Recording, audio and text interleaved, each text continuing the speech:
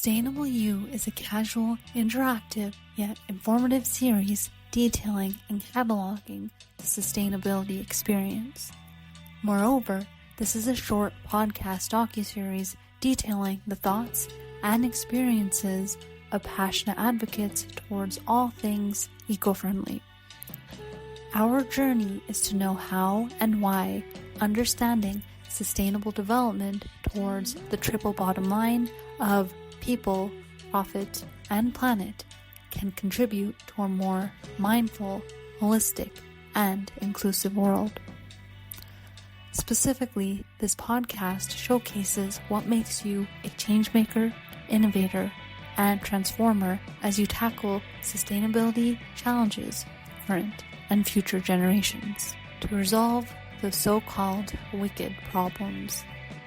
Sled Island is a multi-venue music and arts festival taking place in Calgary, Alberta at the onset of summer each June.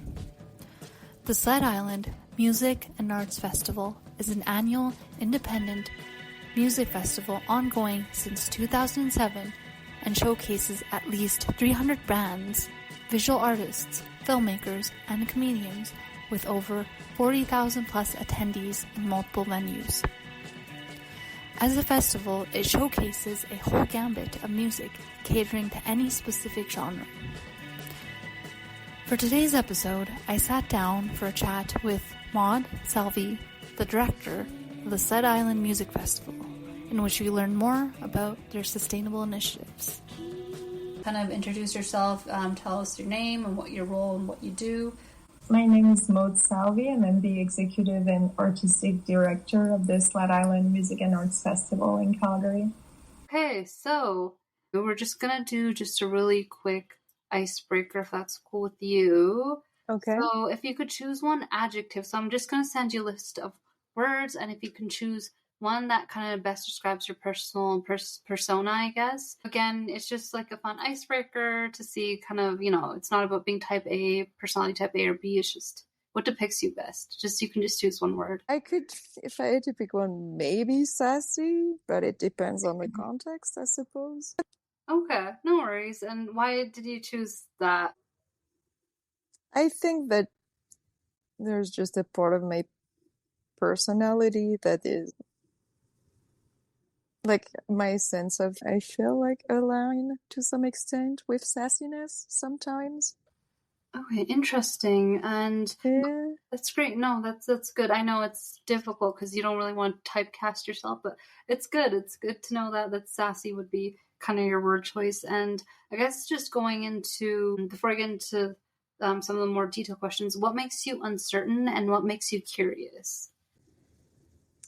What makes me uncertain about... I guess coming in out of COVID, a lot of I guess people have been faced with a lot of growing pains and uncertainty sort of thing. And so I guess is there anything that makes you uncertain? I want to say so many things makes me uncertain. I feel like we'll live in a... the world is the most volatile, I want to say, that it's been maybe in my lifetime. It feels like every day, every minute, we're on the brink of a possible crisis. So, yeah, I feel that the future is extremely uncertain for a vast array of reasons. I find it very difficult to predict anything anymore. Okay, cool. And is there anything that makes you curious? Everything. I'm a very curious person, and I like to think that Sled Island as a festival really celebrates and encourages curiosity. I love learning, not just academic learning, but understanding how things work, learning about people and how, other people think and express themselves and feel. I don't know. I feel like curiosity is the drive for everything for me. Okay, great. Yeah, thanks for answering those kind of intro questions just to get to know you a little bit better when it asks those. I guess now going more into the technical questions. So I guess tell me a bit more about you, your struggles, your aspirations, which kind of led you to be involved in the Sled Island Arts Music Festival. Why did you kind of get into this? Well, I've always had a strong interest in music from a pretty young age. When I was a teenager, I was volunteering at a music venue and at various music festivals for some years. I was a volunteer contributor to like various music websites or publications, so was very embedded in the music community.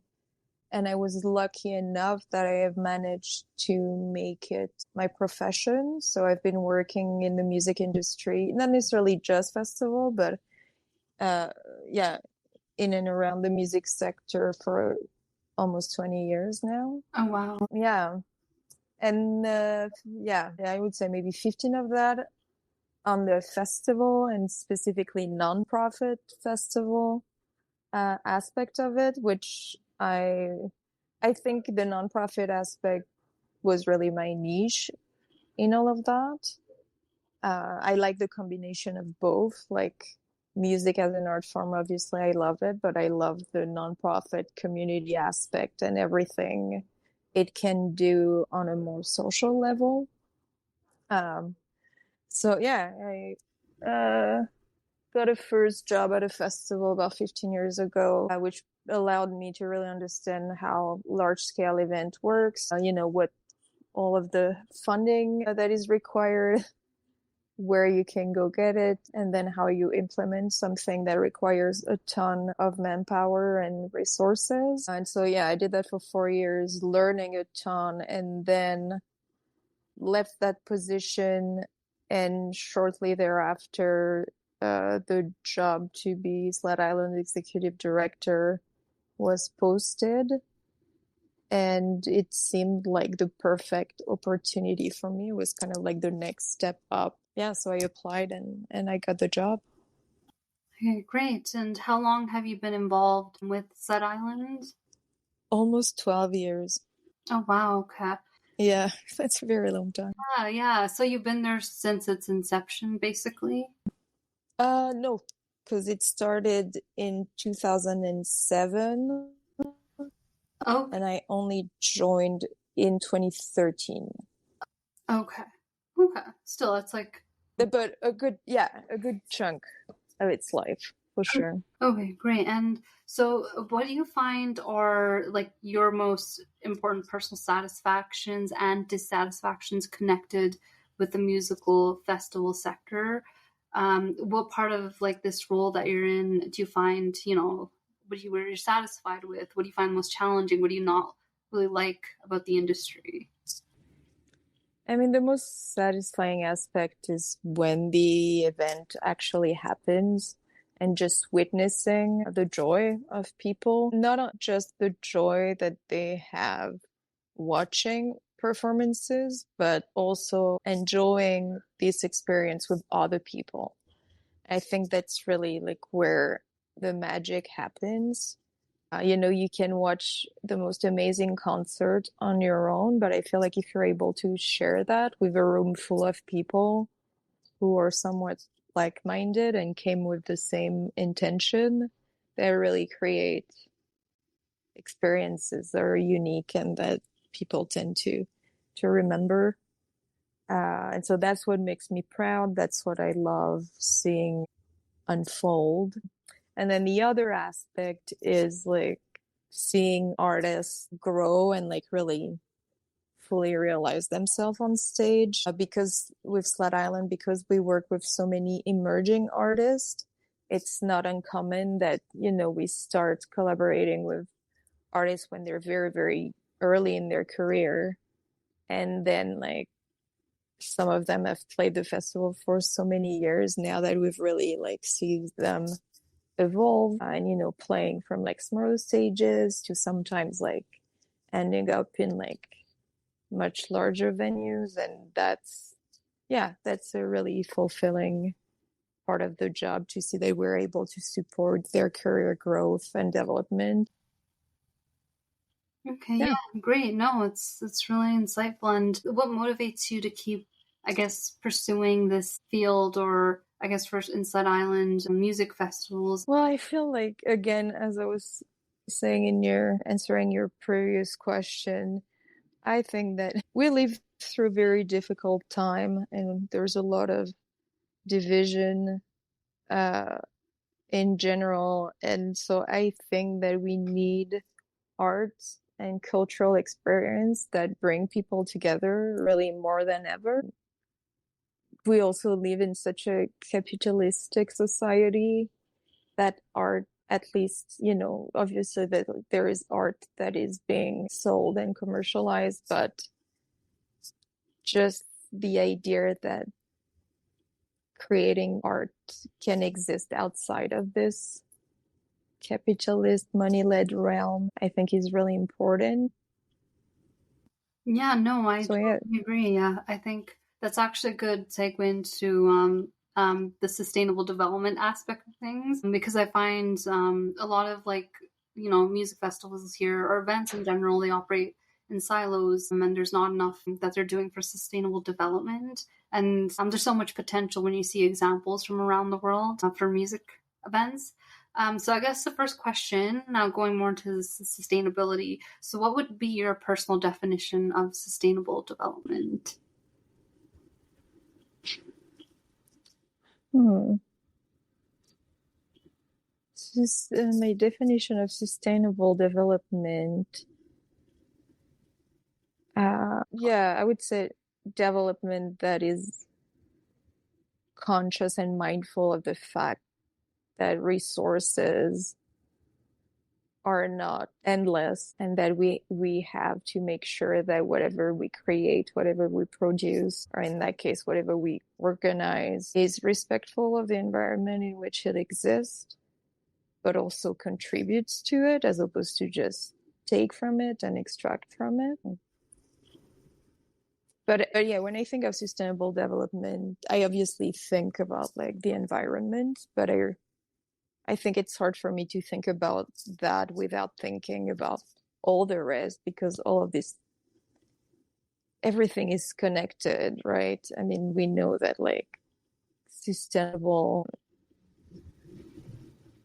like there are links between a lot of other issues that are more social in nature, but that ends up being connected to environmental issues. Like none of these various aspects of sustainability exist in a vacuum. Like they're all kind of influence each other. So I think to be a truly sustainable event, or like growing any project in a sustainable manner, you have to think of the way you work with all kind of resources, not just, you know, non-renewable resources from the earth, but also you have to think of people as resources, and like how can you work with people in a way that they're going to want to be there and are going to be able to be there for the long haul, and making sure that everyone has the resources at their disposal to thrive and not just to survive. Oh, no, that's a good thing. I like long answers. I mean, no, I think, yeah, it's a matter of, I guess, making it more inclusive, like you said. It's not just, I guess, that 70s version of being just an environmentalist or an activist. Mm-hmm. But that's actually a very valid point. And did like Sled Island itself, like, is there a basic philosophy of this like, I guess this company, or like of Sled Island, like when it started out? Because I know I'd interviewed you a couple times before, but did you start with the intention that we'll have like green initiatives, like, you know, the bike racks and the compostable, you know, food packaging and stuff like that? Or yeah, it is definitely a big part of our values, with the caveat that because our festival primarily takes place in venues and spaces that are not ours, there are a lot of things that we don't control, specifically speaking there in terms of like environmental practices. But whenever we do control things and have a say in them, we certainly try again, to be whatever we do, to do it in a way that it's going to nurture our community as opposed to, leave negative effects behind. Okay, yeah, no, great. And do you, like, from your perspective, now that you've been with Sled Island for over a decade now, have you seen like kind of problems in this field when it comes to like, all these like festivals around the world, for example, are aiming to go carbon neutral or, advocating for net zero waste? Have you like seen, like, I'm sure you've seen these problems over the years, and I guess like how are you responding to it right now at the moment? If I'm being perfectly honest, I feel like even though there has been a lot of progress, and certainly being environmentally conscious has become way more commonplace in the organization of festivals, there is also such an insane financial pressure on festivals right now across the board, not just music, but also not just in Canada. Like, we see literally every single day, I hear about one or two major festival saying they have to shut down. And the reality is that a lot of the things that you should be doing to minimize your impact on the environment, well, they cost a lot of money. That's just the sad truth.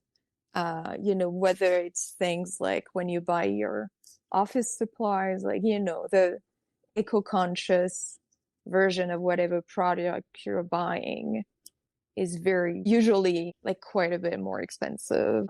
Or like, I don't know, like, I don't know how people say that they're aiming to be carbon neutral, especially knowing that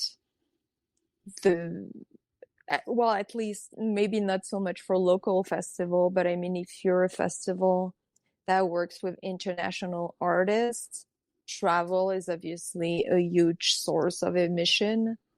And especially in a country as vast and sparsely populated as Canada, there isn't much that you can do about that unless really making a principled decision that you want your event to be only local and only feature like local artists and not try to attract people from the outside. But which, it's totally valid if that's what your event is, but that's not exactly what we're doing. So I don't want to sugarcoat it because I don't know how to reconcile those two realities. I think that in terms of like, I'm trying to think of usual other things that would contribute to like emissions, or like, I feel like for outdoor festival, it is a lot of like food packaging, or like maybe like water bottle, plastic water bottle, or like cups and all of that. Because we're primarily indoors, we're pretty good on that side because usually venues will use actual glassware. When they serve food, they have actual dish, all reusable stuff, so it's not too bad. But it's really like the travel to bring the artist and like from the people coming from out of town for it, I just don't know how we, unless we start having planes that fly on biofuel, which is definitely not, there's nothing that we at our small level can do about that. Yeah, I don't really know how to reconcile those two things.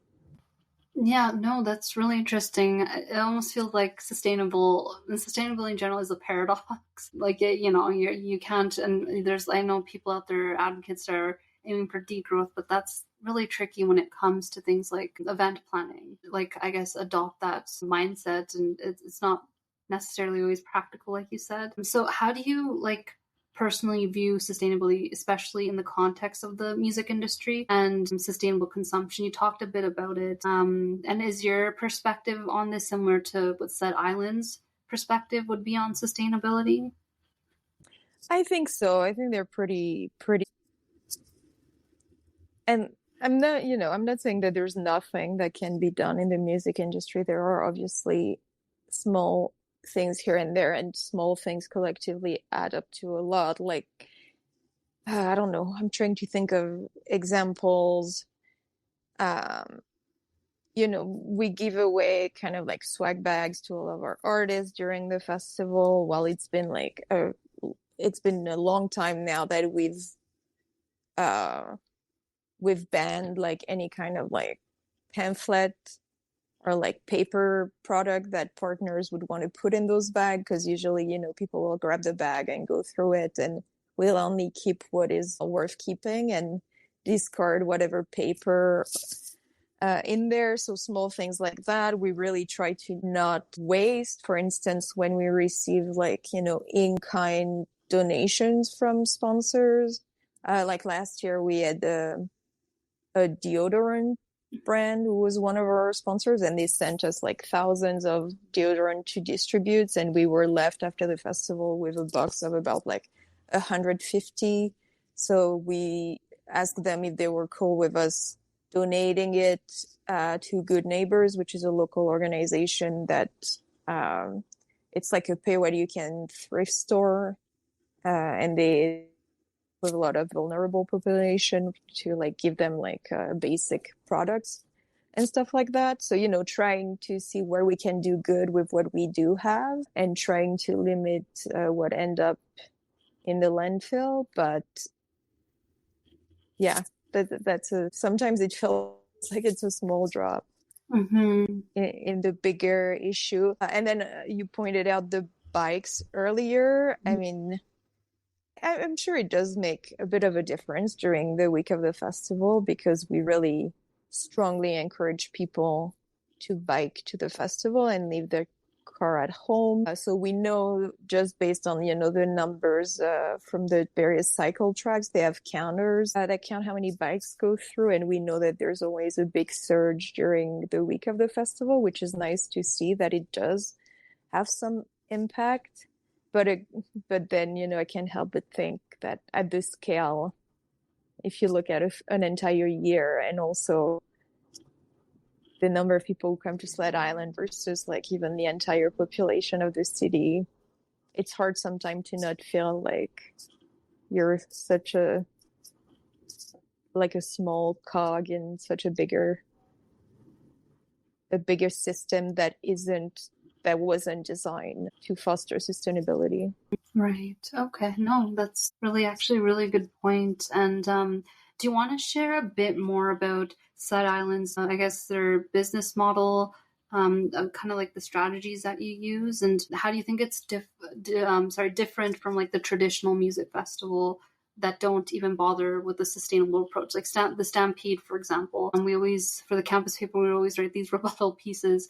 Even though the Stampede technically isn't just like a music festival, people would say, oh, well, the animal husbandry and there's like animal, abuse going on, and they don't, it's such a, they're not really doing anything for sustainability, not really. So it's kind of like Sled Island's kind of like the alternative in a way. So do you want to talk a bit more about like, I guess, your strategies, your sustainability approach that you're doing, or maybe that you'll implement sometime later? Sure. Well, I mean, obviously when you compare a for-profit company and a nonprofit publicly funded organization, their motivations are going to be drastically different. So an event like the Calgary Stampede, I mean, large motivation for that event to happen is money, right? And I mean, and I don't say that only in a negative way, just because I know that if the Stampede wasn't around, like it would like so drastically impact Calgary and Alberta's economic situation, that I'm not necessarily saying that we would be better off without it. But certainly when you go to the event, it is the epicenter of consumption, right? You're like being pushed to spend your money and like buy things, and you see like the garbage bins filled with like cups and like packaging and all of that, and the sheer volume is like so huge that I don't think that you can have that type of event without it having a pretty significant negative impact on the site or the environment where it takes place. I think that the way we try to address that is, again, I want to be very mindful of like, we definitely don't do as much as we technically could, but that's because a lot of the things we can't afford to do. Like I was saying, like, buying supplies are more eco-conscious or that kind of stuff. But I think that being an event that really promotes local first, like whether it's in our programming, we have a lot of local artists that we support by giving them opportunities to reach large audiences, but we also, because we bring people to the city, we also support local businesses and the local economy. So again, that's a different kind of sustainability, but I think that's where we actually would have the most impact. And then let's see, I think that promoting volunteerism, like with the festival, we I shouldn't use that word, but the festival is made possible by about 300 volunteers each year, which is amazing that we can get that many people. But I think people who volunteer also get a lot out of it, because it really helps with people meeting other like-minded individuals and like building relationships. And I think that makes communities stronger and more resilient, which in a much longer term is, I think, an aspect of, again, a city sustainable growth. So yeah, I think our philosophy is just to be mindful of how we do things. And one thing that I find myself saying quite frequently when we discuss potential project is, because we can do something doesn't mean that we should. Sometimes we might get an opportunity and it might seem like in the short term it's like, it's an influx of money and it might seem like a good idea, but once you really start to ponder, does that fit with our value? Does this actually like fit our mandate? Then sometimes we might just decide that actually, no, we don't think that we should do things for the sake of doing things or because there is like money attached to it. Yeah. I think just being mindful of how you do things, why you do them, and always like work with people and try to involve the community in as many aspects of the festival as we can. Yeah. And deliver it in a way that is respectful of it and that is, brings something to it, I think is the main difference. Whereas usually for-profit festival, well, they're a business, right? They're a way to make money. The whole goal is to make money. So obviously they're going to have very different motivations and considerations.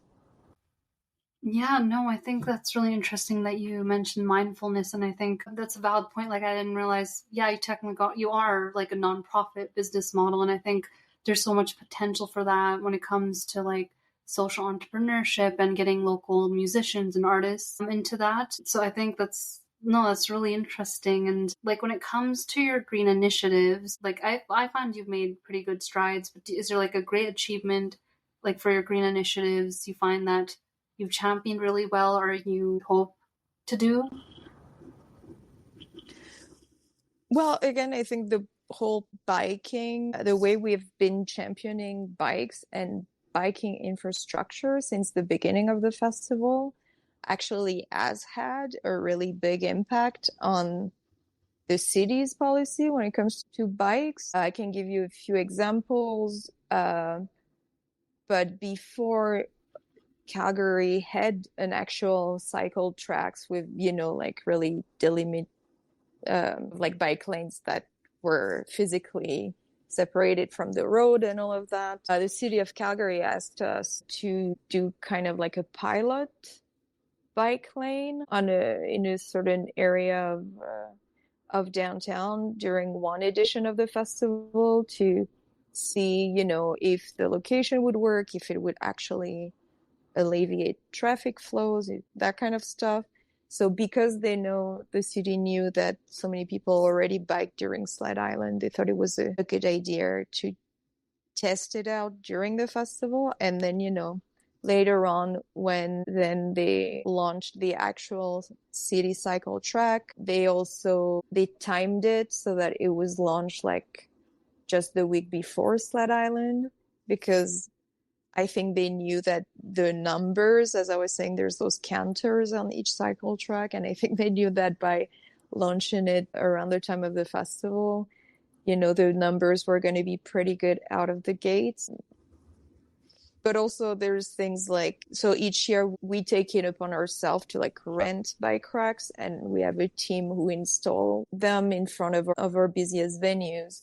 While over the years, we've seen some of those temporary bike racks then become permanent bike racks, either because the city saw that there was a need there and then they created one, or sometimes it's like even the venues themselves, like private businesses, just seeing how well they're being used during Sled Island, who decided to like just build some. So I think really on biking, the impact that we've had is quite significant and has contributed to support the development of the bicycle network in Calgary, which is pretty cool. That is pretty cool, yeah, because it's not like, you know, when you go to places abroad, like where I was living in Sweden, it's just really innate, like the biking culture. Mm-hmm. Whereas here, even with the bike lanes, I find that you don't necessarily always feel safe because you've seen Calgary drive. Yep. It's just, yeah, and then I've worked in traffic news, so I always feel like paranoid almost biking here, but if you're always like, but it's nice because like once a year when Sled Island comes, you know, everyone's on the same page. They're going to be on board doing that. So it's, you're right, it does really kind of promote that aspect.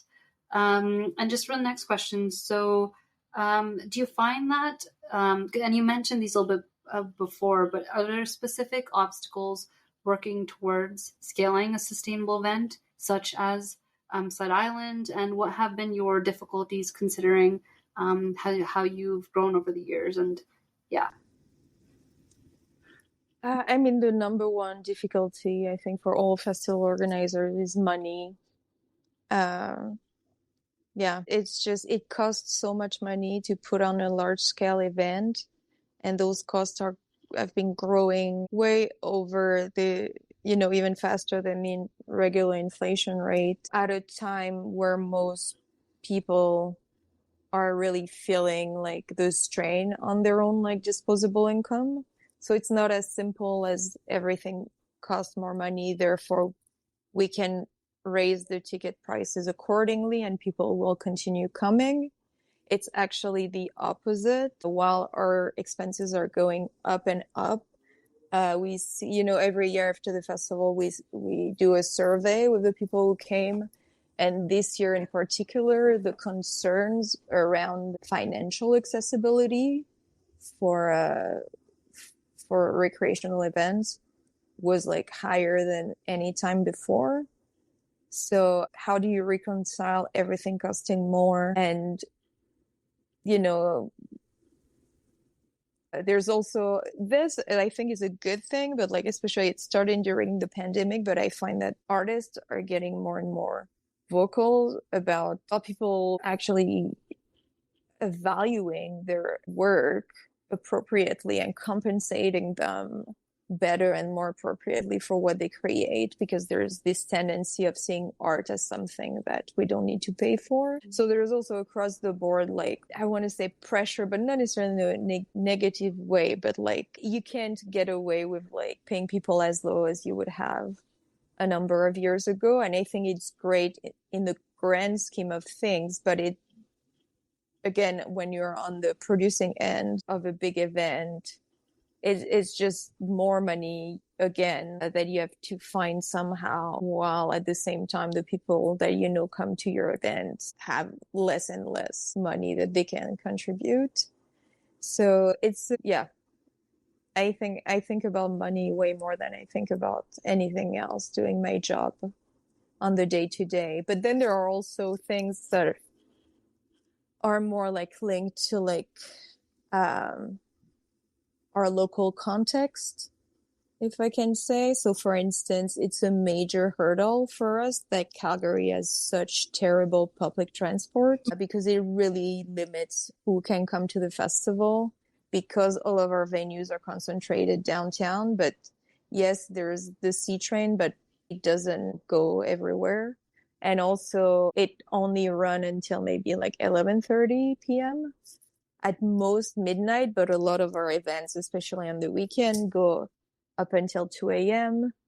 And so, which means that, well, people either can't stay until the end or decide that, you know, it's not worth coming at all, which I totally understand. Or even if people who live further away and have a car, like parking downtown is such a headache that, yeah, that's also a deterrent. And then I guess just the city's urban planning, again, is really not conducive. The sprawl is such an obstacle to, you know, marketing an event in a city that is as sprawly as Calgary. Like, there's no way you can reach every single community, especially in the suburb.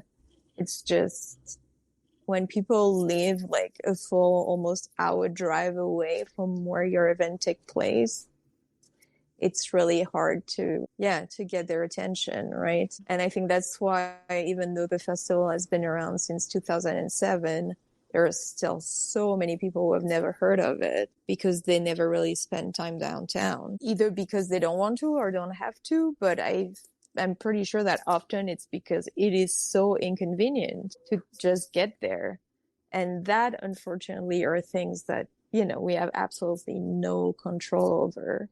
Like, we've tried to talk to the city about the transit piece specifically, and asking them if there's any way that, you know, during Sled Island, or at least like on the Friday and Saturday, transit could run later. But they say that we don't bring enough people that we would make it worthwhile for them financially to run transit for an additional hour. So yeah, I would say money is number one, but then there's just like environmental factor that are out of your control and that you have to exist within. Yeah, wow, I didn't realize so much goes into planning a music, especially a sustainable music festival, if you're aiming for that, because you know, like you said, like you have to find the funding and work with the local artists and musicians, and like, you know, transportation and public transport is not necessarily, they might not cater to you. And actually, I wanted to kind of go a bit more into that, a question about your stakeholders. So it seems like you have to appease to a lot of different parties and people that are involved in this. So how do you effectively communicate your maybe sustainable initiatives with these stakeholders? Like, are they usually on board? Are they like turned off by it? Because I know we had the single use, I don't know if you're familiar, I'm sure you are, the single use plastics ban. I remember breaking that news story. So there's this single use plastics ban, as you know, in Canada a couple of years ago, and then it was overturned. Yeah. So that didn't work out. And I remember at the time when I broke that news story, a lot of small business owners or even vendors, they were complaining that it would up the costs, and there's already inflation. People have their own economic reality. And so while they're generally very, do things in the most environmentally friendly way in terms of like suppliers or, so, you know, we try to do the least bad option. Yeah. Within what we can afford. I mean, it's sad to say, but it's true. Like, you know, we will look at like quotes and the difference. Like, I give you an example. Last year we had a conversation about like our volunteer t-shirts. So as I say, we have about like 300 volunteers, so it's a lot of t-shirts to have made. And we were approached by this local company who really wants to work with us, producing the t-shirts for us, and because it's all like locally made and sourced and blah blah blah. But ultimately, the price difference was such with like, you know, the the supplier that we usually use, that we just simply like couldn't, we just couldn't make it work. As much as I would have loved to support a local business, it's such the price difference is just so drastic, and our margin is like so thin. We really, in cases like that, unfortunately, like we can't really go for like the objectively better option. Right. Okay. Yeah. And do you, like, just on that, like, is there any non-negotiable, I guess, eco-friendly principle you're going to uphold regardless of your financial situation with the festival or and whatnot? Well, what I mentioned, we don't like, with all of our, we have like so many different partners. We don't let people like just like distribute like paper, like flyers or anything that can be easily discarded. Like we don't allow that. Usually if partners want to distribute something during the festival, we really encourage them to do like promotional but objects, things that people are actually like going to keep, whether it's like, a keychain, a pair of sunglasses, or just like things that people are going to actually hold on to because they have a use and a value, as opposed to just like purely like, promotional paper. So that's something that we've always stuck with. When we do, we have very few outdoor events anymore, but when we do have outdoor events and we need food trucks, we do make it mandatory that the food trucks use compostable utensils and foodware. And when we do events where we run the bar, like sell the beverages, we don't sell plastic water in plastic bottles. So these are things that we've been able to like stick with. Okay, interesting. Yeah, no, for me, I became fascinated, like we see examples, but it's good to know that you're still making headway somehow on these. And my next question is, do you have, because I know you said for Sled Island you don't really have a formalized way of measuring things like social or environmental impact. I'm sure I'm likely, like I didn't see any like annual sustainability report or anything like that, but do you hope to do something like that? Like, do you want to start having some sort of metrics or data like towards a sustainability strategy in the future? We were part of like some kind of program maybe a year ago. That was like an online platform that did help you quantify your environmental footprint. So it was based both on like our office and the use of it, and like our staff practices in terms of like transport to and from the office and that kind of thing. But then also like the actual footprint of the event at large. And like I mentioned earlier, and that's exactly what I expected, the bulk of our environmental impact is the flights for artists, and it's pretty significant. But there's just nothing we can do about it. So I don't, I feel like measuring things when you know that you can address them is one thing, but that's really something that is just so much bigger than us. Mm-hmm. No, that's valid. I guess just on that, okay. No, I guess you answered that question. I guess like just reading, when you're reading about Sled Island, it would seem like you mentioned your green initiatives like biking, reusable water bottles, working with vendors for compostable cutlery and whatnot is very important. So like is like social environmental protection for like the Calgary community? Is it vital? Like, is that like, would you say one of your core values? Is it something that's really important?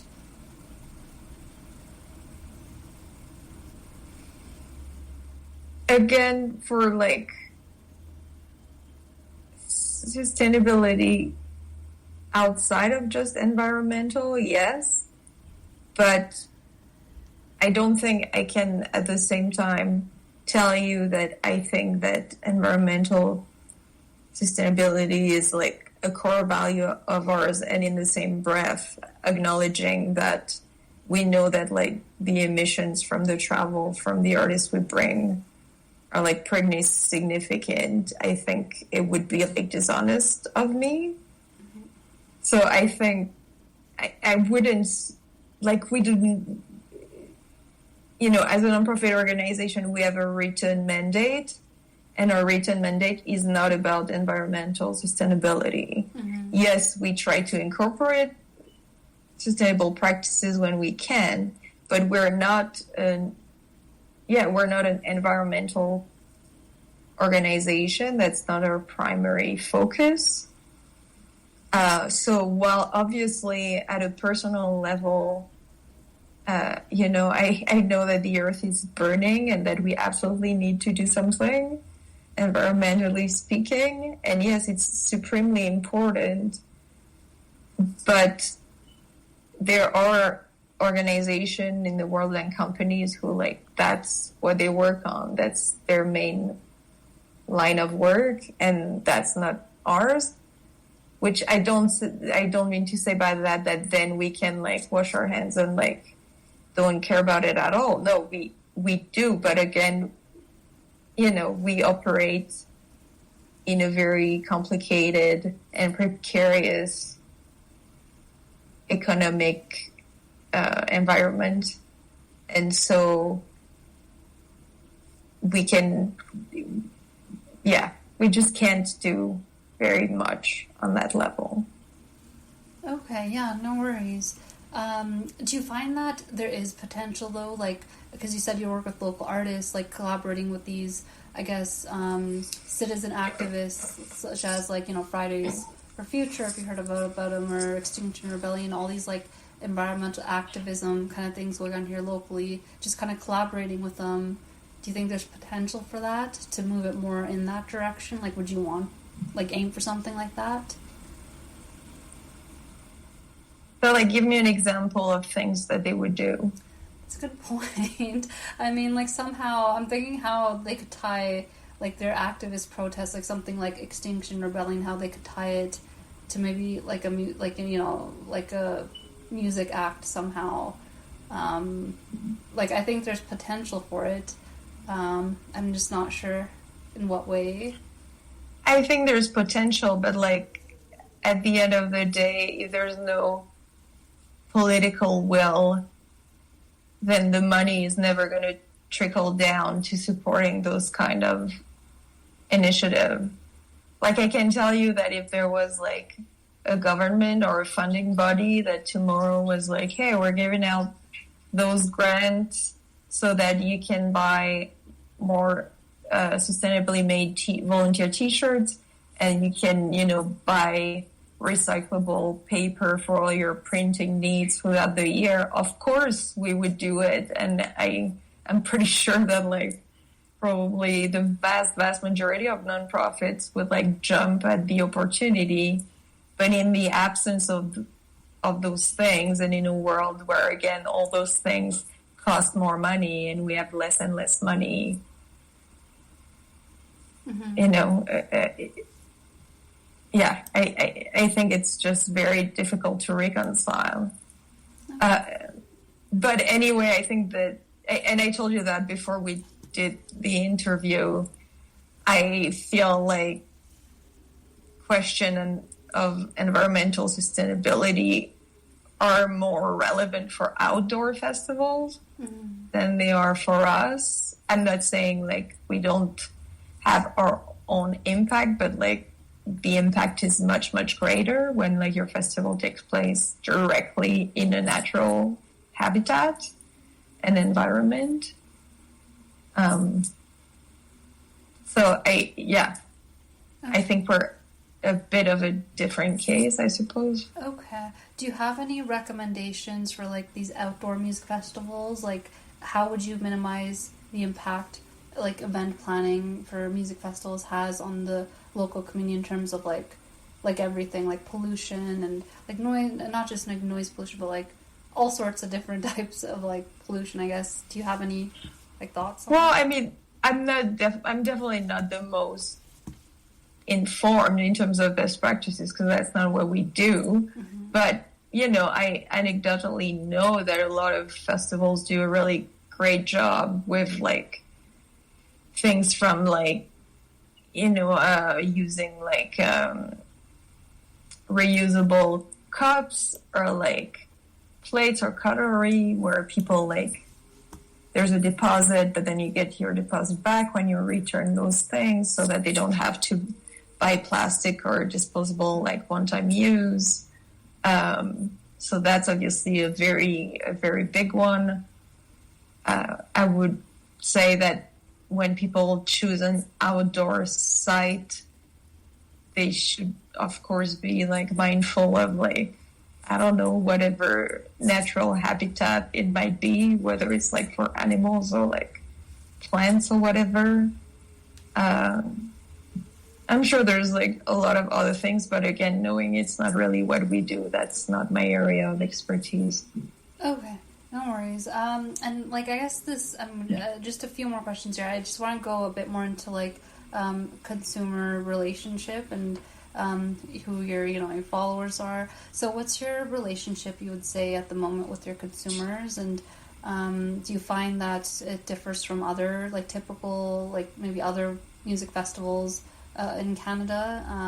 Like why would someone want to choose Sled Island to attend Sled Island? I think they were lucky that we have a very loyal audience. There are many people among our attendees that have been coming since the very beginning, so for the past like 17 years. And I think it is because they see that we do care, and in the way that we put on our event, that we prioritize the community, that they know that like we treat artists, like we may not be able to pay artists the best, especially compared to for-profit festival, but we do treat them very well. Our volunteers, I think the environment and atmosphere that we've been able to create, I think, speaks for itself, and people are usually pretty seduced by it and want to come back and experience it again. So I think it's way more, it goes beyond a simple, like, transactional relationship, right? And in particular, more and more, we're actually having to ask our audience to donate to the festival in addition or outside of, like, purely, like, buying their tickets, because box office revenue, like tickets and pass sales, that only covers like maybe like at most a third of our expenses, between a 25 to 30% depending on the year, meaning like there's like 70% that we have to find somewhere else. And as grants dwindle and sponsorship is harder and harder to come by, like we have to do more and more direct fundraising. And so seeing that there are people in our community who are willing to donate money in addition to already paying to come to the event just because they think it's an important thing for the city and that they just want to see it continue, even sometimes when they themselves can't really attend as much as they used to, either because, they're older, they have a family and whatnot, but they still wanted to be around for like younger generation. So those things makes me feel like yeah, we do actually have a relationship with our audience. So it's not just we're selling them something and they're paying us and then we leave it at that. Okay. No, that's nice. That's not just about another, like mindless entertainment and hyperconsumption, that you're actually, like you said, fostering a relationship. And do you find that your your commitment and Sled Island's commitment to sustainability impacts how consumers shop with you, like, were their shopping choices and like their experiences? Because I know you said you sell like swag and whatnot, like you sell your own merchandise. Like, have you thought about selling more, I guess, sustainability sourced products? I don't know if you do that. I mean, this ends up being the exact same issue that, like, if it's sustainably sourced, it's going to cost way more. Therefore, we're going to have to sell it for way more. And then knowing, again, that people have, limited means right now, only a really select few can afford to pay premium for the price of, like, being more eco-conscious. Yeah, no. So I understand. Like, I totally understand, because I did my thesis on sustainable fashion, and again, it's better abroad. Again, in the EU with their stricter regulations for like these like label, like the certifications, but you are paying a premium. Like sustainable garments are like a luxury markup, like you said. Yeah, so, they are. Yeah. So it's it was eye opening for me. Like, why isn't everybody? But it's I totally understand where you're coming from. Do you find that Sled Islands, I would say you're pretty you have a pretty authentic relationship with your consumers, but do you find that Sled Islands transparency and accountability affects your relationship with your customers? Yeah, absolutely. I think that people really value and appreciate transparency because, when they know how the money is being used, well, then they usually feel better potentially about supporting your cause. And so being able to speak to the impact of what you do, I think it's very important, but also, how you use your resources and what you prioritize with the money that you do have. Or even transparency in terms of processes, or how the artists are selected, and why we choose to do this over that. I think that the more transparency and insight you can give people into how you make your decisions, allow them to feel closer to the organization and more aligned, which usually results in a stronger relationship, especially in the long term. Right. And do you find that over, I guess, the years that you've been with Sled Island, that you've seen consumers' expectations change and demand for everything, not just sustainability, maybe the type of music, a little bit of everything? Has it affected how you operate the festival?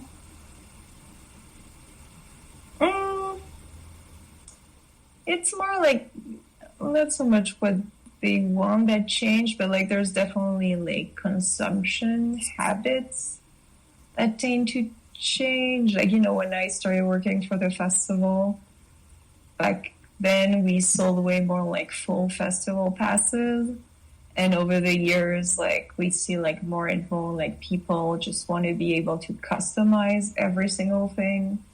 So it's more individual tickets because they want to pick and choose what they want to go to, as opposed to buying for the full thing. People just buy way later as well. I think that's especially post-COVID, so many people got burned buying tickets for things that then they never got refunds for, that now there's a lot of skepticism and people tend to really buy at the last minute. So things like that, yes, I notice. But also, it is true that, I would say, especially with younger demographics, they're more exigent. They ask for more in terms of upholding certain values, which I think is great. But then, we also have sometimes to have those conversations with our audience, the same conversation I just had with you. Like, it's great to have strong values, but also you have to be realistic. And because most people have absolutely no idea how much money it costs to put on a festival, or even just to bring a band to Calgary. Like, people are completely clueless. And usually when you start like giving them numbers of what things cost, then they become much more understanding about why you don't do things a certain way, or, you know. So, yeah, even for that type of discussion, transparency really helps. Okay.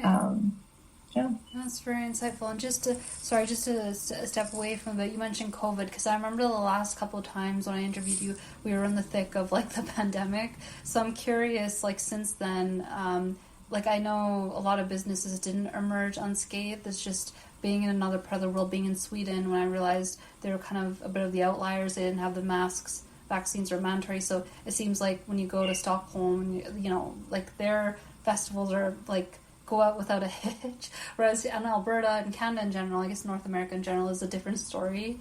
Do you find that like the COVID altered the trajectory of Sled Island? Like, have you been prospering coming out of it, or struggling? Like, how has it been? We've been pretty lucky. I mean, if, you know, just in terms of like people wanted to come back, I wouldn't say that we've seen, like, I know some organizations say that they still struggle to get their audience fully back post-COVID. For us, it was like a pretty quick bounce back. But that being said, though, the world has changed so tremendously, and like economics have changed so tremendously for everybody, that even people who still want to support you, the big difference is that nowadays they may not be able to, just because like putting food on the table is already hard enough. And obviously, like, leisure spending, like music festival, is never like in the top priorities, and understandably so. And then I think maybe the biggest impact that we've seen is probably on like sponsorship, because businesses were really so impacted by COVID that a lot of them are still recovering from those years. And well, same thing for businesses, you know, when times are tough and they look at their budget, the first thing that is going to get cut, if there isn't enough money, is sponsorship. So yeah, it's just the pool of sponsorship money is smaller and smaller, and there are more and more people going after it.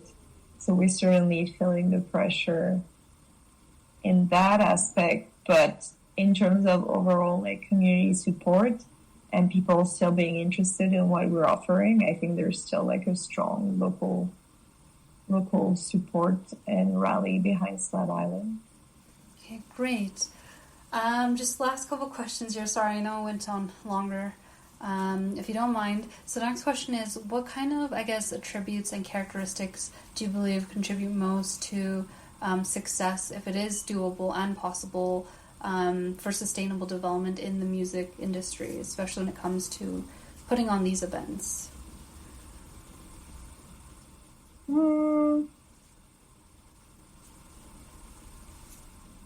I think just putting people first in the way you work and everything that you do. So like, whether it's like your staff, your volunteers, your artists, making sure that people are taken care of first, and then the rest usually will follow, I want to say. And just being like, yeah, transparent. Transparency, I think, is very, very important. Both so that you are accountable to people, but also so that people are aware of what you stand for. I know that a few years ago, we made like a conscious effort to be more vocal about what our values are, because I think we were operating under this assumption that people who come to the festival obviously know what we're about, because we assumed they could tell from like just, being at the event and the vibe and the type of people who come. But then, we during COVID, we had kind of a lot of time for reflection and conversations and like things like talking with maybe artists from various like racial background, and them telling us how important it was for us to see the word anti-racism used on our website, and us clearly stating that we strive to be an anti-racist organization, and that being so public and information and something that we put forward willingly, that they automatically like felt more inclined to look into Sled Island and want to participate, which is something that we hadn't really thought about as much prior. So yeah, I think being intentional and transparent about your values and what you're trying to achieve through your work is very important to success. Okay, great. No, I didn't know that. It's pretty insightful. And just going off of that, do you have any sage advice for others that want to put on things like a sustainable music festival? How does a brand become more holistic and inclusive if they want to conduct more ethical, make those like ethical business choices?